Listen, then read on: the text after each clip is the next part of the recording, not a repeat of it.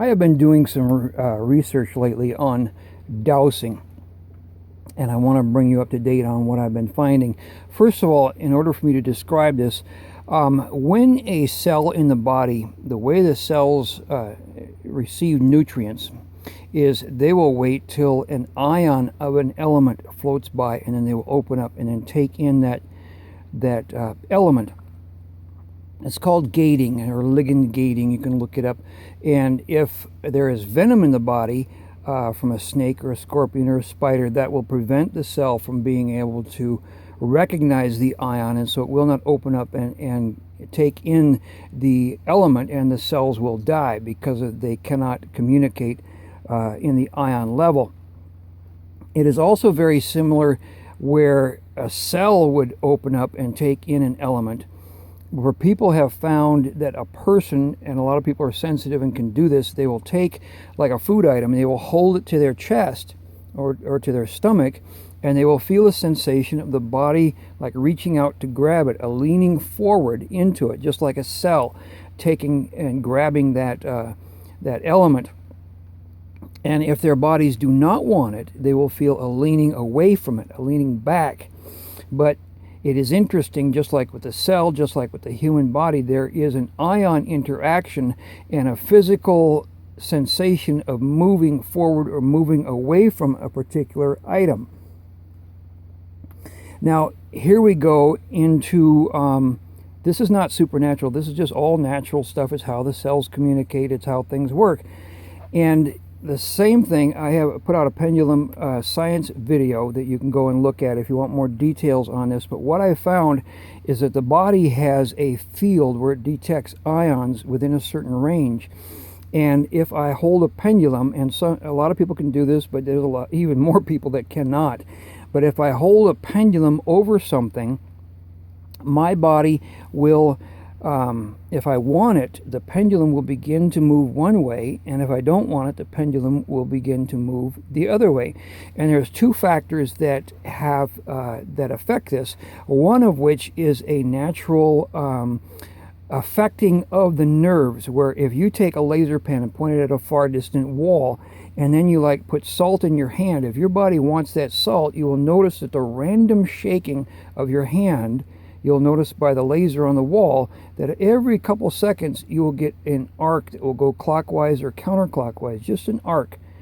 And the indication will be that your body does or does not want that. And if you put the salt down, the pattern will change.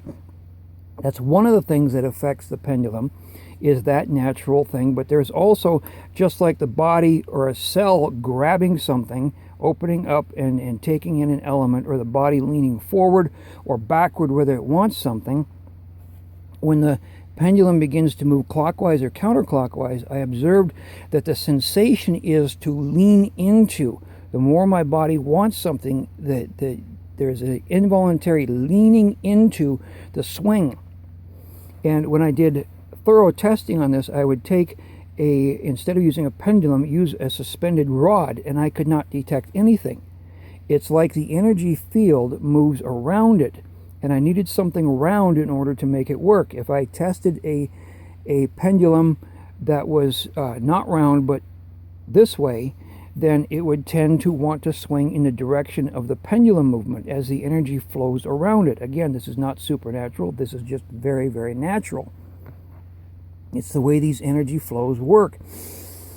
And the reading on this is also able to be tested, because like if I want to find out if there's iron in something, first of all I'll put this over something and I'll see what direction I get, and then I will touch iron with this hand, and if suddenly this starts going counterclockwise, my body is detecting, the ions of my body are detecting the ions of the iron, and suddenly if I have this over iron, it says I don't want that, and it will go counterclockwise. If I take my hand off this, it may start going clockwise if I want it, or neutral, which is back and forth. Test it again, I put my hand on here, my body will detect that this iron here is within the ion field, and it can't tell if it's in the body. It can just detect that it's in the field, and then it will tell me, the reading will be no, it doesn't want any more iron. Take it off, and then it will either go neutral or it will go positive that yes, it wants it. And that's how you can test for minerals. And we found this to be very accurate, and even double checked it whether we would do get the root end of a hair about the last 2 inches, and we could test it that way and determine what elements are in the hair. And then we would take, to double check this, we would take the tissue mineral analysis, a hair sample, and send it into a laboratory, and 100% it came back with high and low in the elements that we tested it for. Although we paid like $75 to $100 for the test, we did that mostly to get accurate numbers and readings, because this doesn't give you numbers. It just tells you whether it's high or low in something.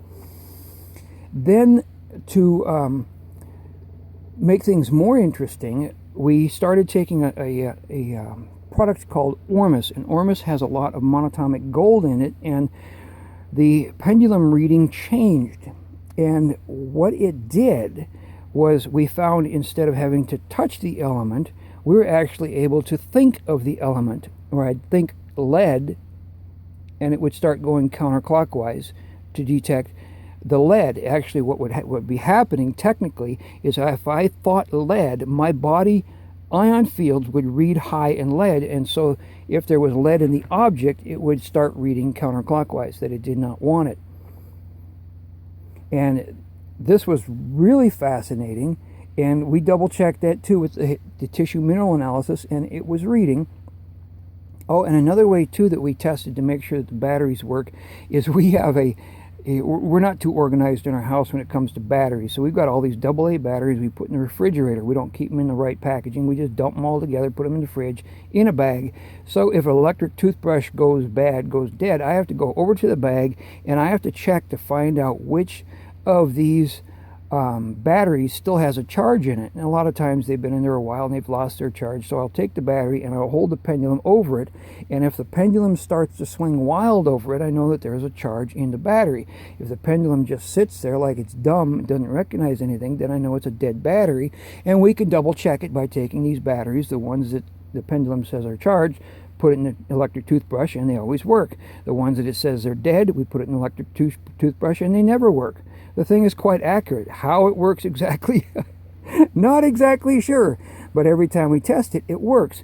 But the thing that's unique about the Ormus testing, where we can actually think of a mineral, is the fact that this is related to and contained within elements. We cannot detect chemicals, we cannot detect compounds. And like if I'm going to test for chlorine, if I accidentally say chloride, it will not detect anything. I have to say chlorine to distinguish that I'm talking about an element, and then I can get a reading. And again, this is not supernatural. It is interesting because the actual elements themselves are not, the changes between atoms are not sufficient to account for the variation between the physical attributes of that element. By adding a proton, cannot explain why by adding a proton that the thing acts completely different. It is more likely that what an atom is very much like a pin magnet, or a pin key. A pin key has got a different set of pins, and you put it into a lock and you turn it, and if the pins are right, it will turn the lock. And so too, the different atoms are like a pin key, a certain amount of protons, certain amount of neutrons, certain amount of electrons, and that will open up, like Rupert Sheldrake talks about morphogenetic fields, it will open up a library of certain physical characteristics that would accompany that element, and the element is unlocked by the pin key of the atom. Now, the thing that we're finding with the pendulum is that using the Ormus readings, because of the monatomic gold and stuff that's in it, we're actually able to dial into the library for that element without using the atom itself, just by thinking of it. Again, this is not supernatural, this is just natural, and science has to catch up to how this works. Now, tracking fields. What I discovered, and I have people bring me weird things and say, test this out, what do you think of this? Doing a lot of research. Somebody asked me about orgonite, and I went and tested it and found this, and I put out a video called Crazy Orgonite Discovery, because what I discovered is that although orgonite itself is a bizarre combination of elements and wires and stuff, it's pretty messy. But what I did discover, and I have in that video, is that whenever there is a carbon-based object, energy will form around it. And if it has a point to it, what would you say, a ribbon, a tube of energy will flow out of it. And let me put these down, and let's see if I can get this reading here. And what I found, there it is that energy comes out, and I can actually track where this goes.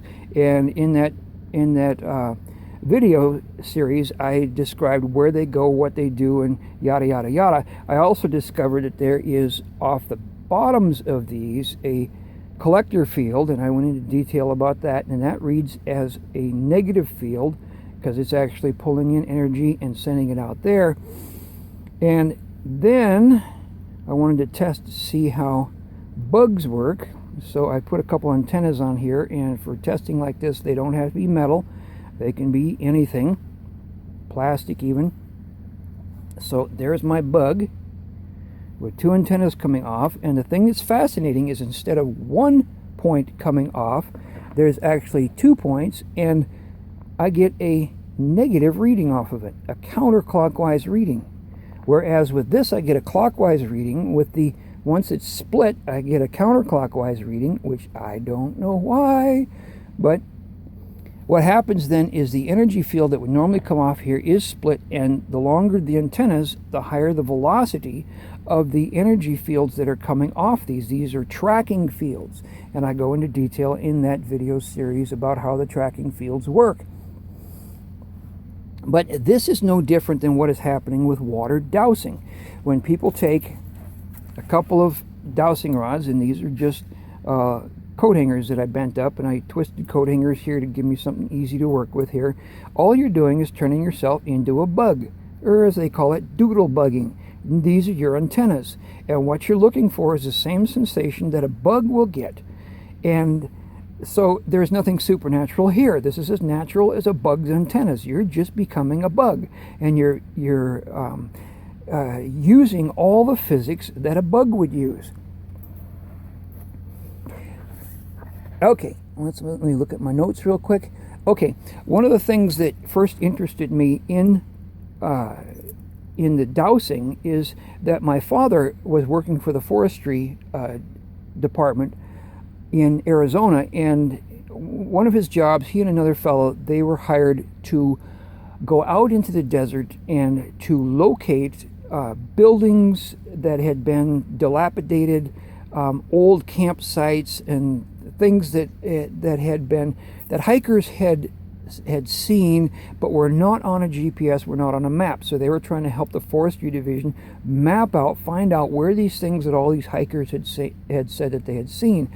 And the guy that he was working with took rods and was able to find buried ceramic culverts and other objects that were under the ground by using divining rods. And this was really fascinating, and it basically talked about, it illustrated the legitimacy of actually using it, of becoming a doodlebug with your little antennas out there.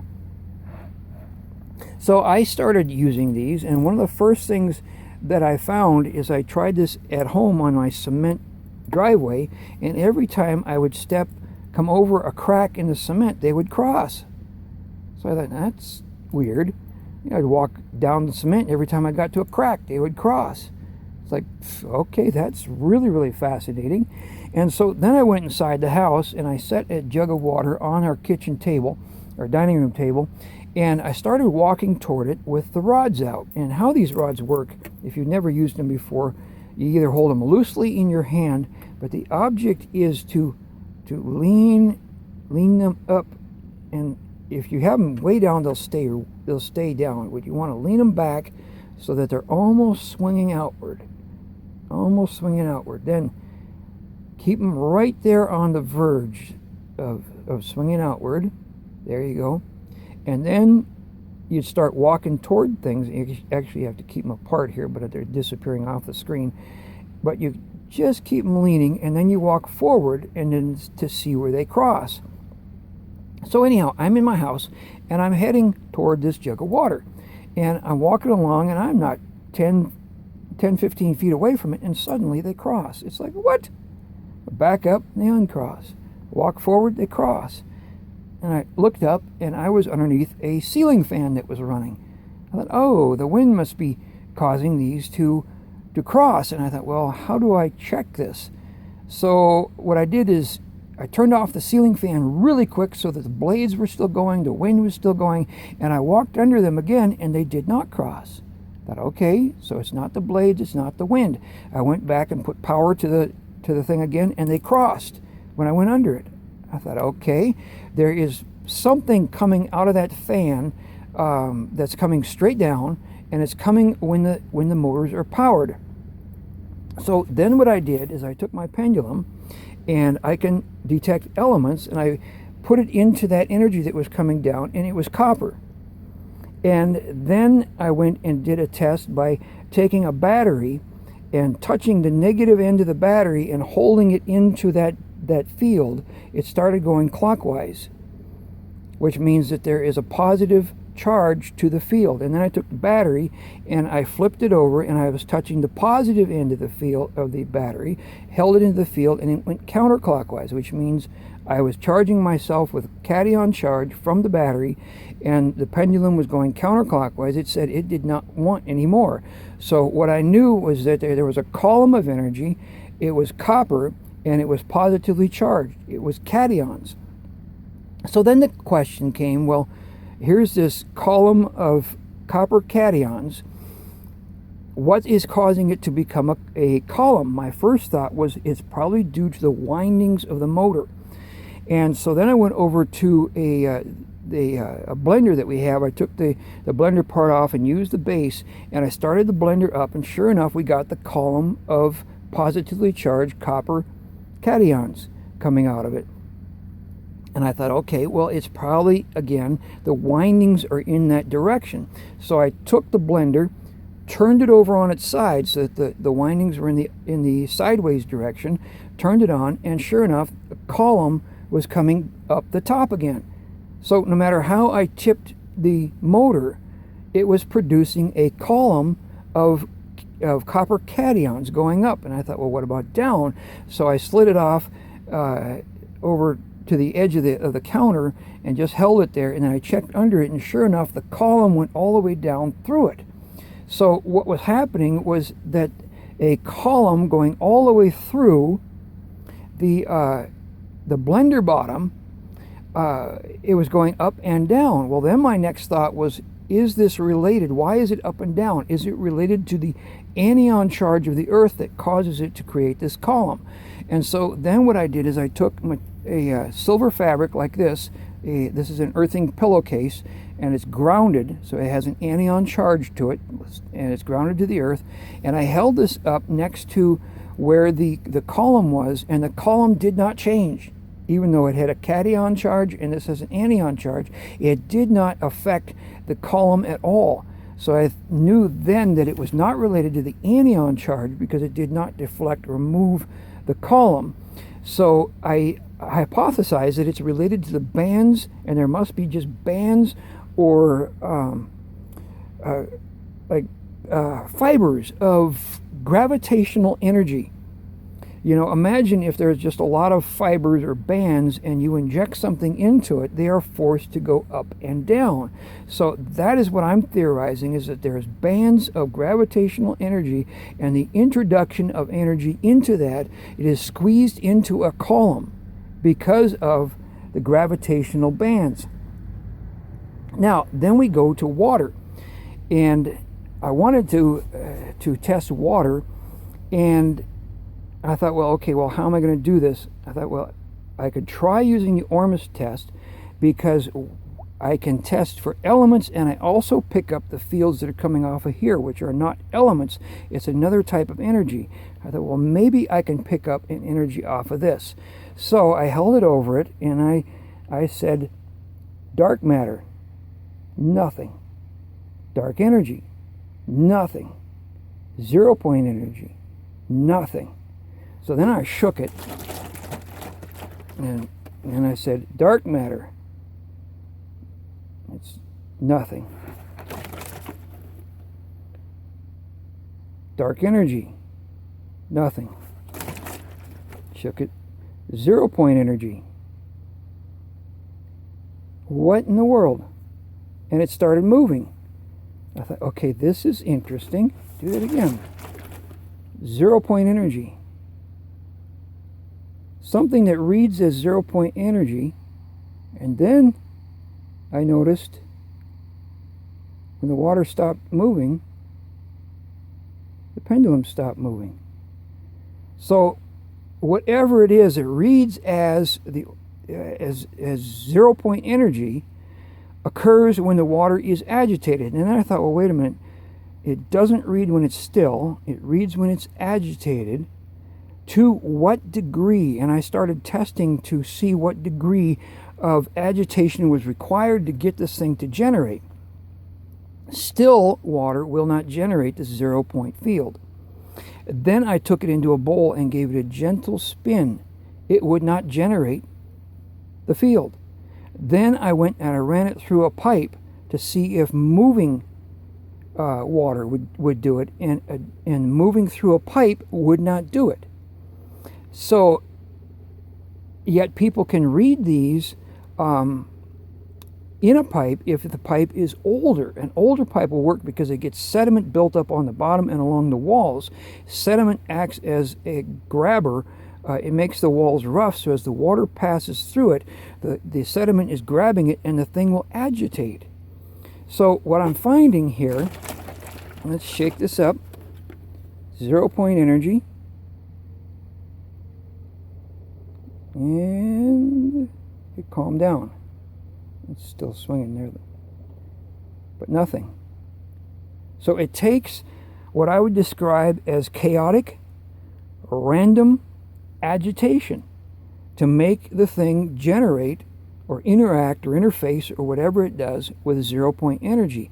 But again, I tested to see if it would create the column, and sure enough it did. It created the column just like the ceiling fan and the motor for my blender. And then I observed something else because I wanted to test under it. First of all, let's do the test on top. 0 point energy. There it is.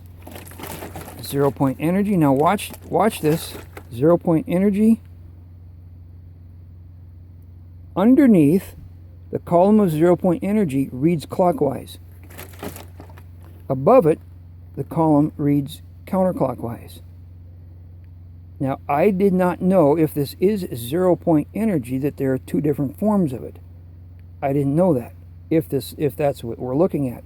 Or is it possible that it, I have no idea. Why is it counterclockwise above and clockwise below it? I don't know. But again, it forms into that column, which I assume is related to the gravitational bands, the bands of gravitation of the Earth. So this is what you're looking for when you're doing the dowsing. Now what happens here is you get this band, if you got water, agitating under the earth, going between rocks, going between sand and moving around, agitating in a chaotic mood. The 0 point energy will beam up out of the ground where that agitation is occurring. Now what you're having here is you've got these beams that are coming up out of the earth. You've got the antennas, the bug antennas, that are sending out a field horizontally, and when the horizontal fields reach the vertical fields that are coming out from the 0 point energy, what happens then is, just like with the other things, the hand will do a involuntary torque inward, and that will cause these things to cross. They do not cross on their own. It's an involuntary torque, just like it's an involuntary leaning into the pitch of the turn, or it's involuntary leaning forward or backward, or just like a cell involuntarily just gobbling up that element that it's in need of. So too, this gives an involuntary torque. And for people who are using a willow stick, it gives an involuntary torque downward. And this is not supernatural. It's as natural as a bug's antennas. So then we come to, when I was doing the research on this, I saw a lot of videos from Richard Dawkins, who is an atheist, and he was saying there is no supernatural, and none of this stuff works. It's all a bunch of hooey, and dowsing doesn't work. He said, I'm going to prove how dowsing doesn't work.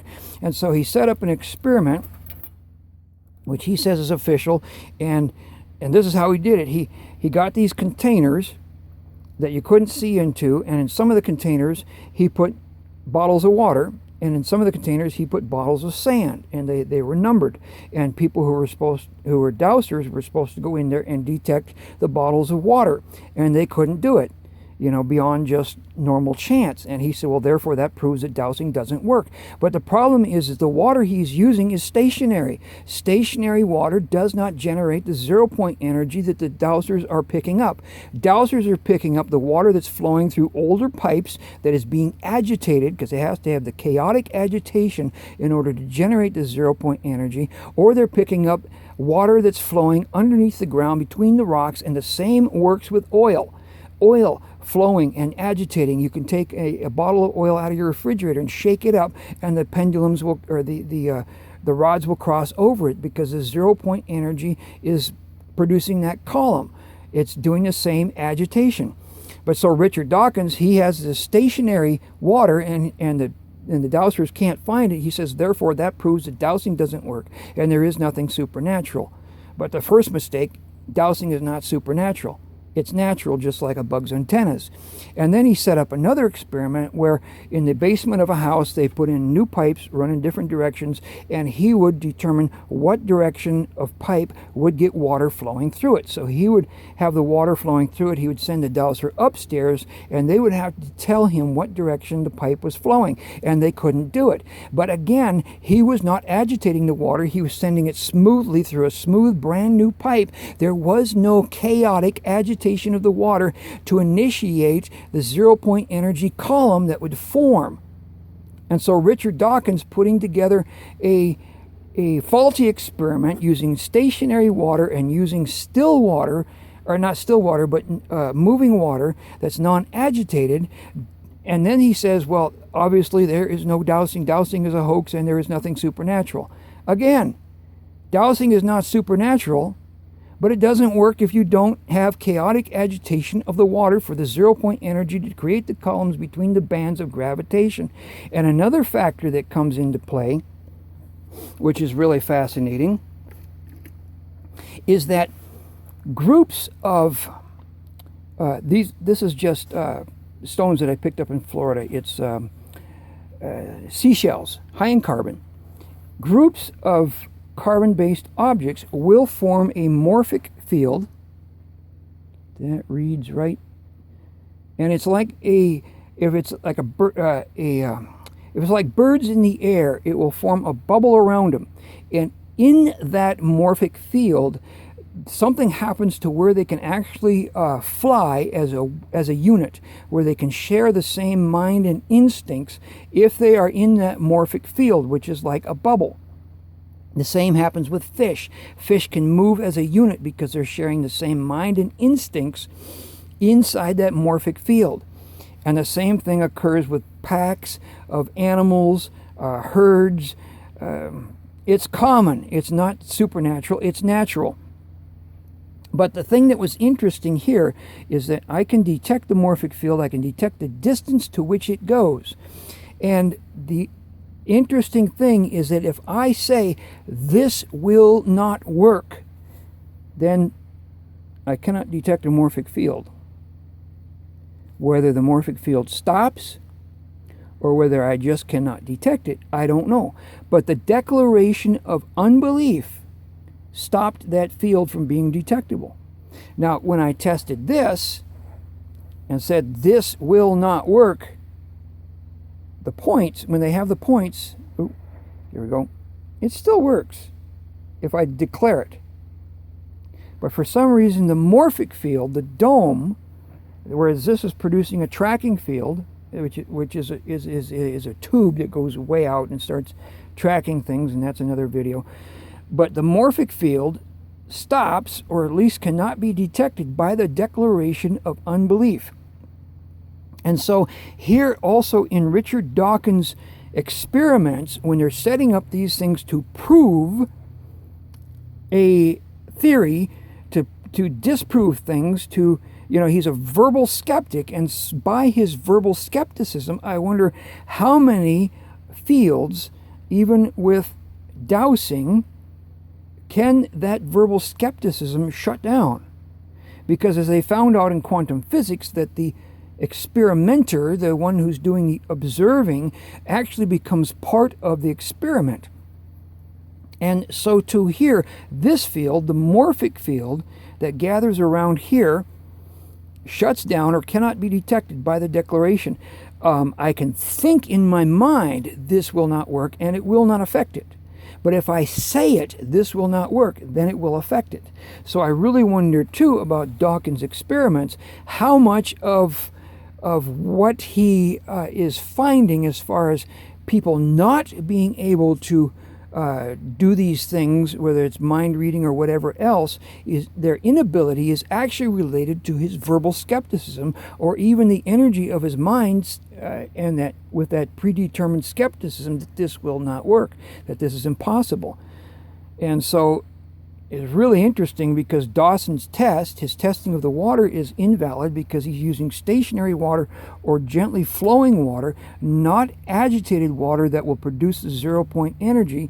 And also he is inundating the area with verbal skepticism and talking about how this is all nonsense and everything else, and that itself will contaminate the test. So just interesting stuff. Thank you.